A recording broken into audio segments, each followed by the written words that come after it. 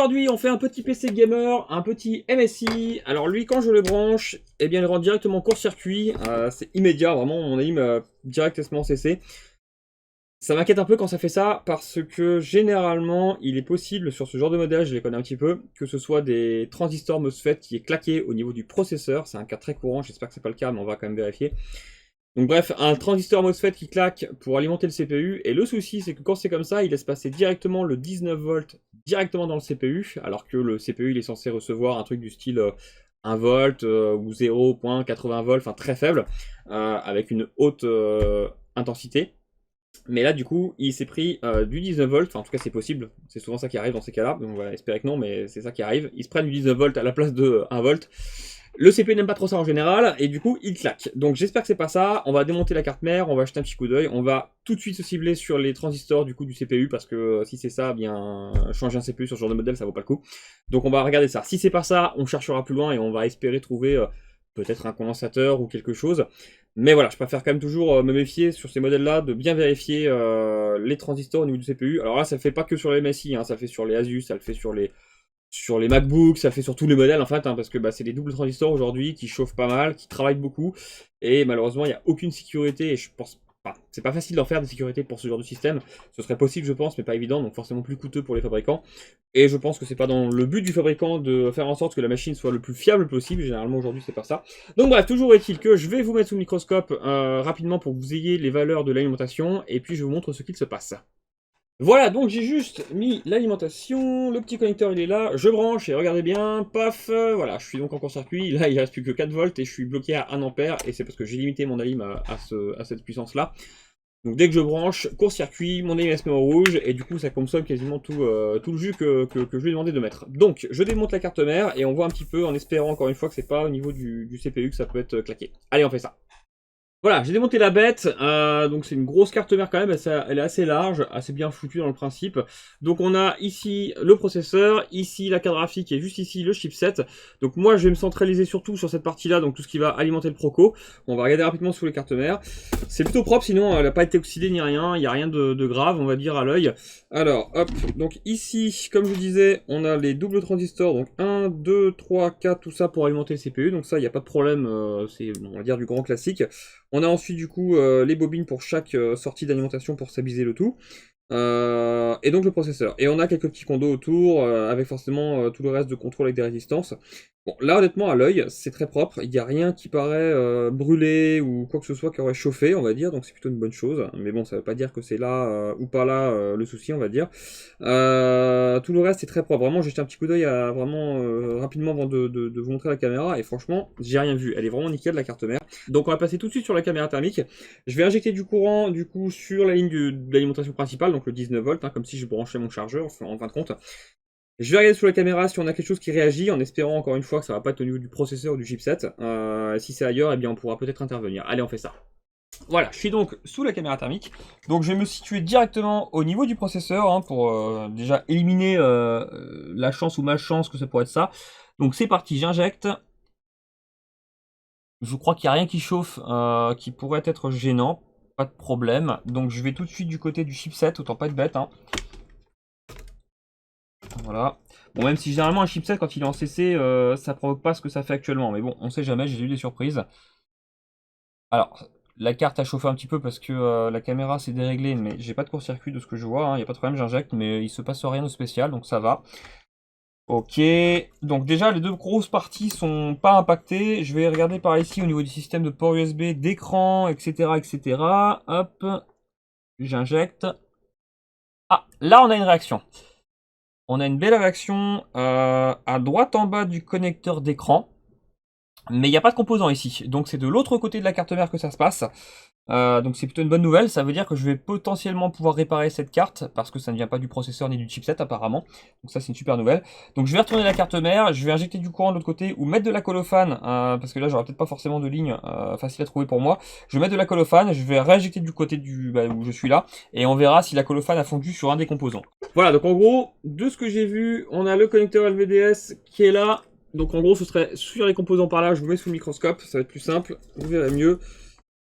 Voilà, on a quelques petits composants là, alors rien de voilà d'extravagant, on a une petite bobine, là pour être franc, je sais pas du tout à quoi sert cette bobine pour l'instant, alors est-ce que c'est pour alimenter le rétroéclairage de l'écran ou autre, à voir, mais ça me paraît bizarre, mais bref.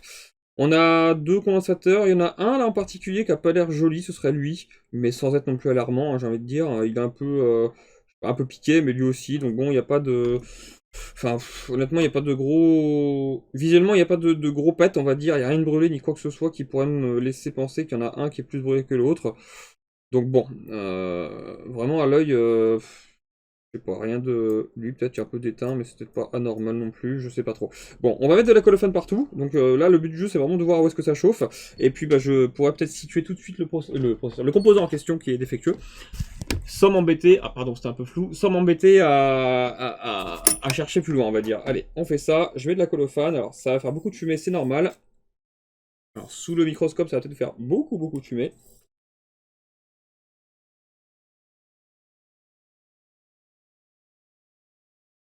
Voilà, donc la colophane c'est très pratique, mais c'est nocif, donc respirez pas trop ça. Voilà, j'étais un peu en apnée pour faire ça. Où il faut prendre un petit extracteur de fumée. Le problème c'est que quand on met ça avec l'extracteur, bah, l'extracteur il aspire toute la fumée et forcément les particules qu'on veut faire tomber sur la carte disparaissent aussi. Donc voilà, il y a un petit peu une fine pellicule forcément de colophane qui est maintenant sur les composants. Je vais donc retourner la carte mère et on va injecter de nouveau du courant et on va retourner la carte mère et on va voir s'il y a un des composants qui peut être réchauffé. Allez, on fait ça. Donc là, bah, je le fais ça vraiment au mieux. Je suis hors caméra, mais c'est pas très grave. On va voir s'il y a une réaction. Donc je suis toujours... Hop. Voilà, donc là, j'attends un peu, hein, juste pour voir si ça chauffe. Voilà, tout simplement. J'ai injecté du courant. J'ai vu que ça a chauffé. On retourne la carte mère et on voit. Là, à l'œil, je vois rien qui aurait pu fondre plus qu'un autre d'un point A ou un point B. J'ai envie de dire, il n'y a pas de différence. Donc je vais mettre un peu plus de jus et un peu plus d'ampérage si besoin. Et on va voir si cette fois-ci il y a quelque chose qui chauffe en fait vraiment et qui nous donne une réaction. Alors c'est parti, je monte un peu plus, voilà. Donc j'étais à 3 volts 1 ampère, là je suis passé à 10 volts 2 ampères, hein, histoire de vraiment, maintenant que je sais que c'est pas le CPU, je sais que je peux y aller, il y a moins de risque on va dire. Alors là c'est parti, j'envoie du gros courant. Voilà, hop, j'attends un petit peu, on réessaye. Et voilà, cette fois-ci on a notre petit coupable, il est là. On voit que donc, bah, c'est vraiment grillé hein, par rapport aux autres. Sur celui-ci, par exemple, la colophane n'a pas bougé, ni lui, mais lui, par contre, on voit bien que ça a fondu. Donc voilà, un condensateur. Wouhou. Donc là, sur ce coup-là, lui, c'est parfait. C'est pas le CPU. Le client va être très content, parce que je crois que c'est pour un magasin d'achat-revente. Donc bah là, on va remplacer le composant et le PC va pouvoir repartir, donc c'est parfait. Une petite panne très simple, mais voilà, je suis toujours inquiet quand je démonte ces modèles-là, parce que c'est souvent le processeur ou le chipset qui peut avoir un défaut, et là, coup de chance, c'était juste un petit condensateur. Ça peut arriver, c'est pas bien grave, donc je vais le remplacer, et puis techniquement ça devrait repartir. Allez, je le retire déjà, je vois si toujours en court-circuit, mais normalement je n'aurai plus de court-circuit, donc la machine pourra démarrer, et partant de là, je pourrai le remplacer. Allez, c'est parti.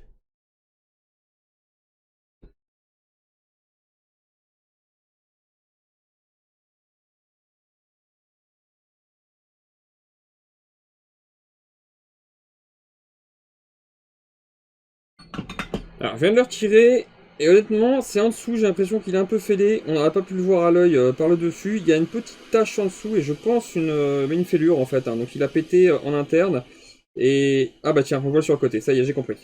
La fêlure, on la voit bien sur le côté, j'aurais pas pu la voir avant.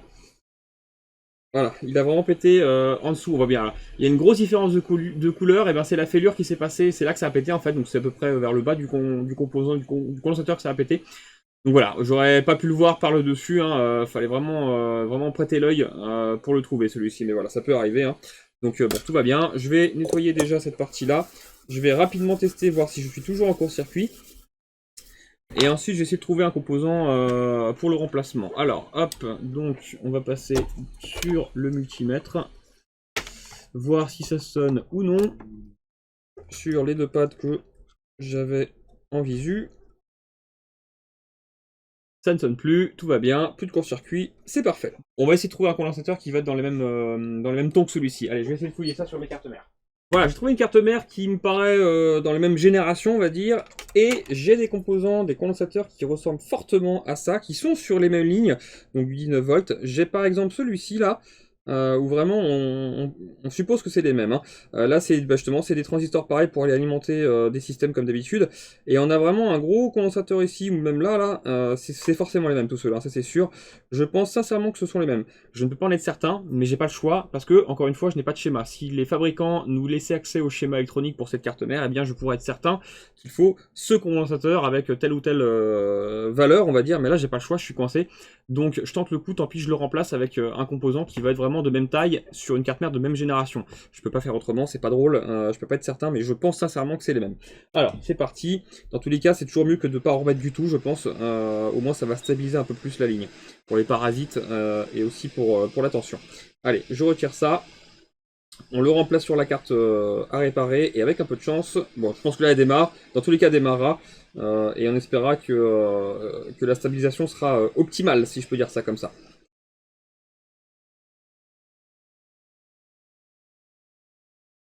Voilà, hop, je l'ai retiré, pas de soucis. La carte mère pour pièce, j'en ai plus besoin.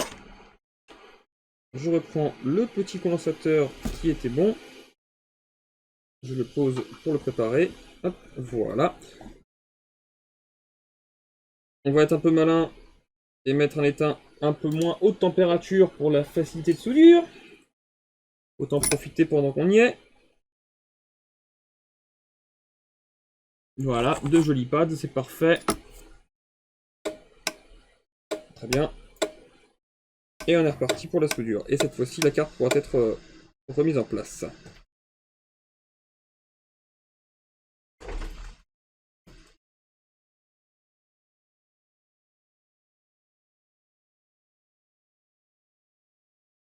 Voilà. C'est parfait, nickel. Je vais juste faire des plus jolies soudures.